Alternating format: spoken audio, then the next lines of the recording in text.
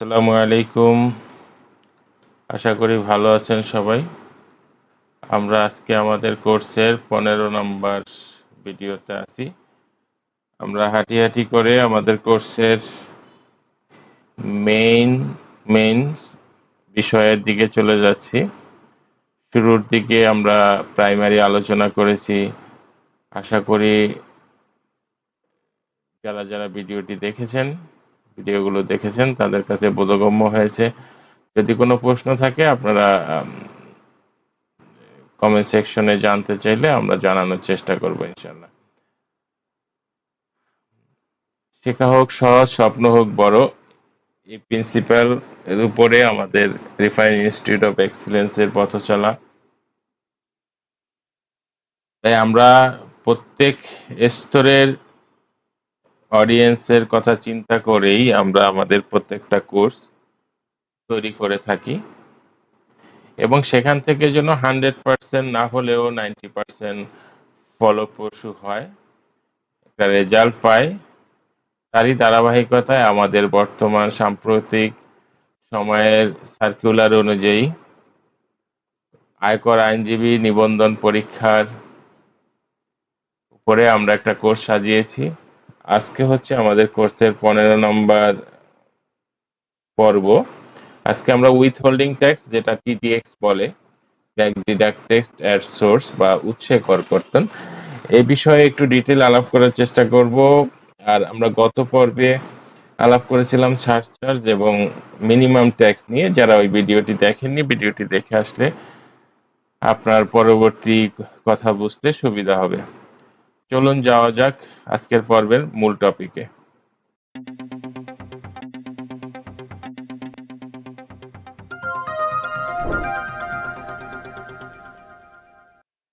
সরকারের আয়করের ব্যাপারে যতগুলো পয়েন্ট আছে এবং ধারা আছে, এর মধ্যে টিডিএক্স, ট্যাক্স ডিডাক্টেড অ্যাট সোর্স, যেটা উৎসে করকর্তন, এটা সবচেয়ে ইফেক্টিভ, কার্যকর এবং এখান থেকে সরকার ভালো, সবচেয়ে বেশি রেজাল্ট অ্যাচিভ করতে পেরেছে এ পর্যন্ত।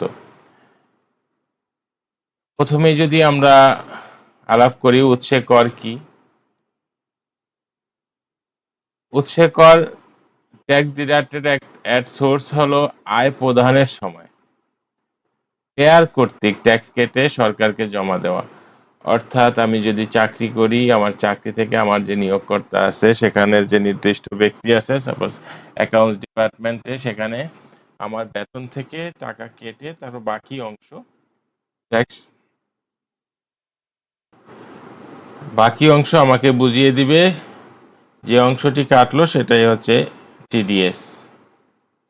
এতে করে দুই পক্ষই উপকৃত হলো, সরকার টাকাটা পেয়ে গেল ঠিকঠাকভাবে, পাশাপাশি আমার বছর শেষে যে একটা বার্ডেন হতো সেটা আর হলো না। প্রতি মাসে মাসে কেটে নেওয়াতে বছর শেষে আমার এটা নিয়ে আর বাড়তি কোনো টেনশনের দরকার পড়লো না।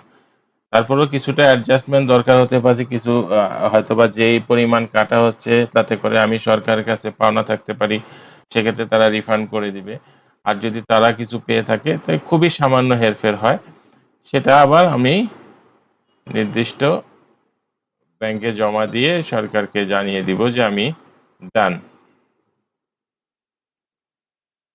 এরপরে আইনগত ভিত্তি কি, কিসের উপরে ভিত্তি করে এই ট্যাক্স ডিডাক্টেড অ্যাট সোর্স পরিচালিত হয়? আয়কর আইন 2023 অধ্যায় 16 সোর্স ট্যাক্স ফ্রেমওয়ার্ক, উৎসে করকর্তনের যতগুলো বিষয় আছে পুরোটাই এই ফ্রেমের উপরে বেস করে পরিচালিত হয় 16 নম্বর অধ্যায়ে। কেন উৎসে গুরুত্বপূর্ণ? যেটা বললাম, ফাইনাল ডিসচার্জ মিন্স আমি সেখানে কিছু কিছু ট্যাক্স আছে, সে কোনো খেলোয়াড় বিদেশ থেকে এসে বা কোনো অ্যাক্টর অ্যাক্ট্রেস বা কোনো কন্ট্রাক্টর বিদেশ থেকে আমার দেশে এসেছে, এখানে এসে একটা বড় ধরনের একটা উপার্জন হয়েছে তার, কিন্তু আয়কর আইন অনুযায়ী তাকে এখানে তার তাকে যে কর্তৃপক্ষ নিয়ে এসেছে পেমেন্ট পেমেন্ট করার সময়ই তারা তার থেকে ট্যাক্স কেটে সরকারকে জমা দিবে। এটা হচ্ছে ফাইনাল ডিসচার্জ। এটার উপরে আর পরবর্তীতে কোনো অ্যাডজাস্টমেন্ট বা কোনো কিছুই হবে না। যে নির্দিষ্ট অ্যামাউন্টের কন্ট্রাক্টে সে এসেছিল, তার কাজ শেষ, সে চলে যাবে। এবং কেউ লটারি জিতলো, লটারির টাকাটা গভর্নমেন্ট, যে কর্তৃপক্ষ লটারি অ্যারেঞ্জ করলো বা সরকারি কোনো লটারি হলে, লটারি যখন ডিক্লেয়ার হলো, যদি যে লটারি উইনার, তার টাকা থেকে নির্দিষ্ট পরিমাণ ট্যাক্স, সাপোজ কেউ 10 লক্ষ টাকা জিতলো, যদি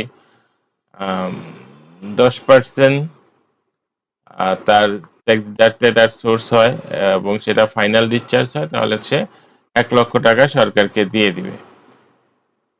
এরপর অ্যাডভান্স ট্যাক্স নেচার্জ। অ্যাডভান্স হচ্ছে যেটা আমরা একটা পূর্বের একটা চ্যাপ্টারে আলাপ করেছিলাম, যে অনেক বেশি ট্যাক্স যাদের আসে, তারা একটু দায়মুক্ত থাকার জন্য বছরে অনেক সময় কিছু কিছু অ্যামাউন্ট দিয়ে দেয় অ্যাডভান্স হিসেবে, যেন বছর শেষে তার উপরে বেশি বার্ডেন না পড়ে।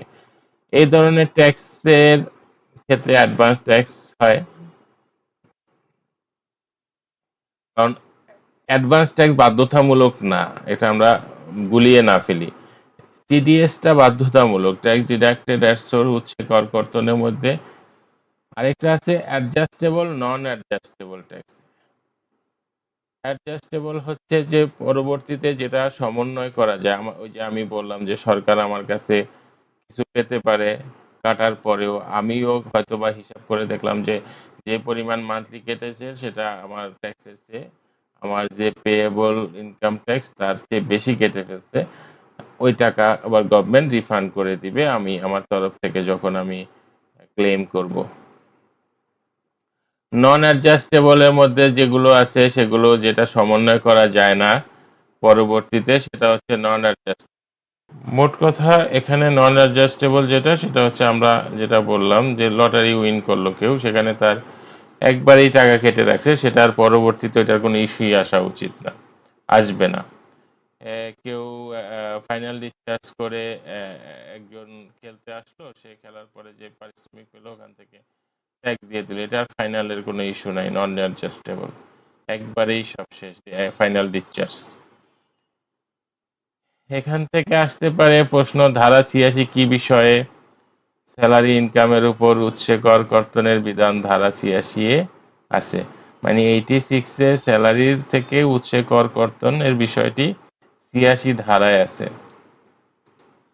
আমরা গুলিয়ে না ফেলি। প্রথমত এখানে যেটা ট্যাক্স ডিডাক্টেড অ্যাট সোর্স অধ্যায় ১৬, এখানে বিভিন্ন ধরনের ট্যাক্স ডিডাক্টেড অ্যাট সোর্স, শুধু তো স্যালারি না।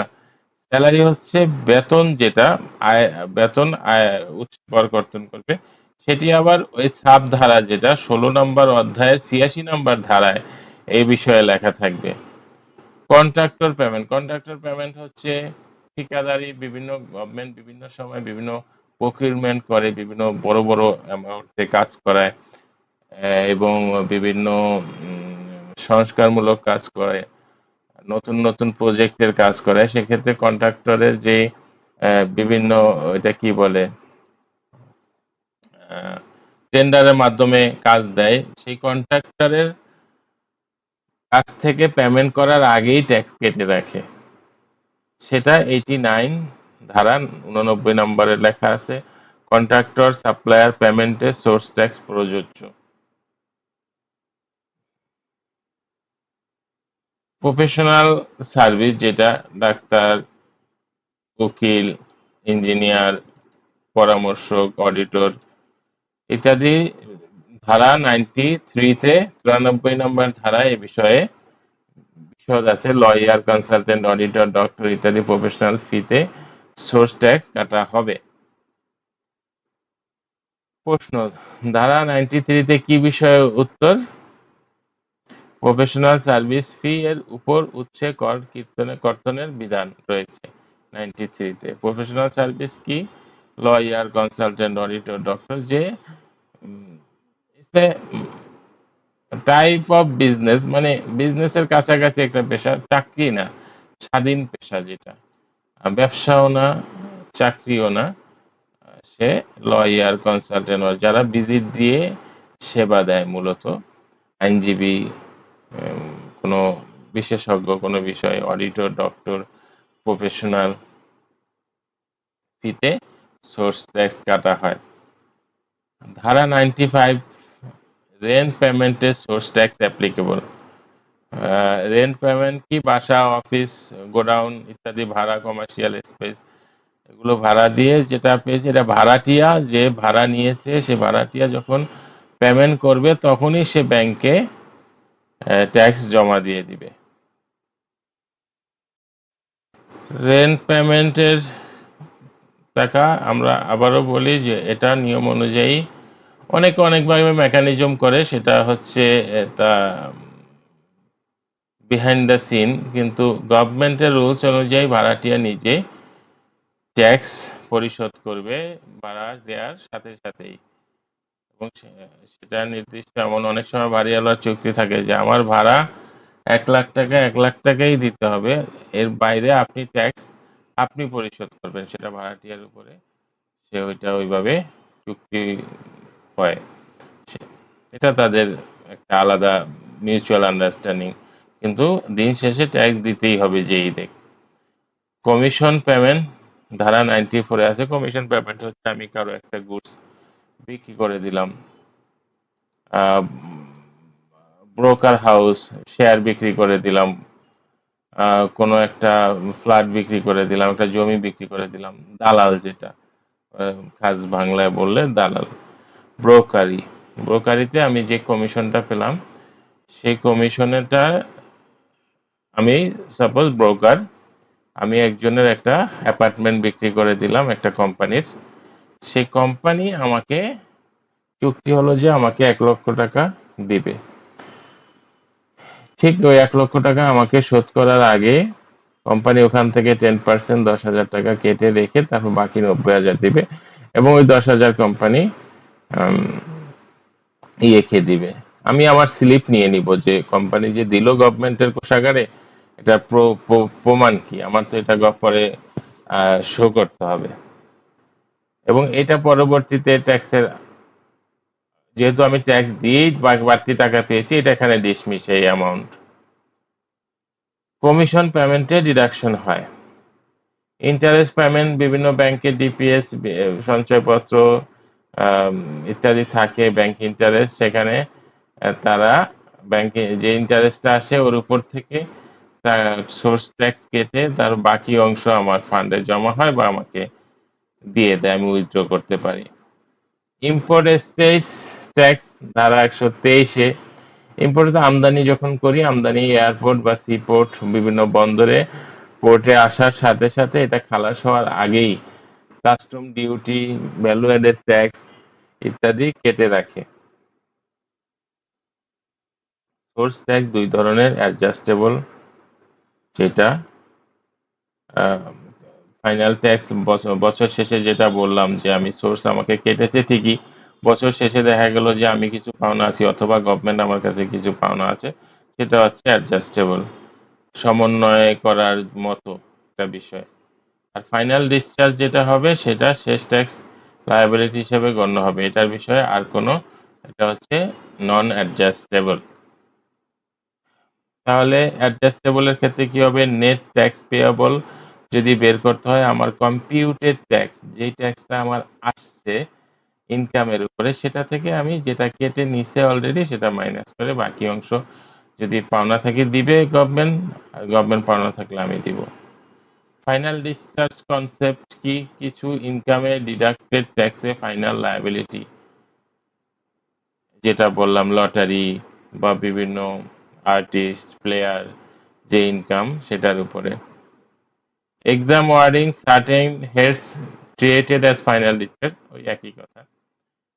অ্যাডভান্স ট্যাক্স, সোর্স সোর্স ট্যাক্সের পার্থক্য লিখুন।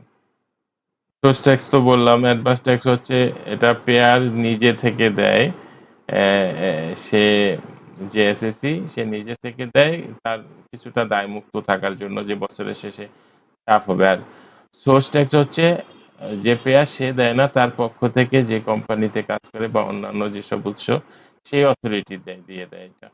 এমসিকিউতে আসবে স্যালারি সেকশন কততে লেখা আছে? ধারা 86।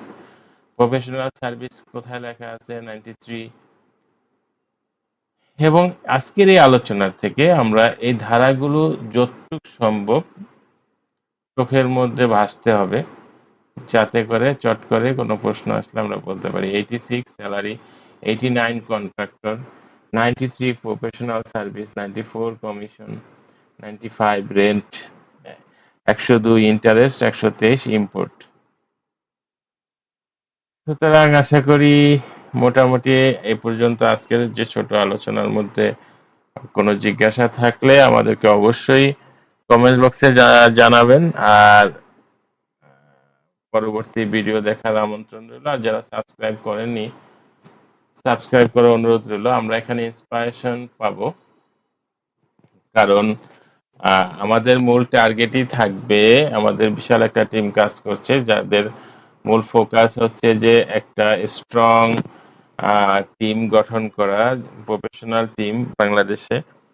এবং সেখানে আমরা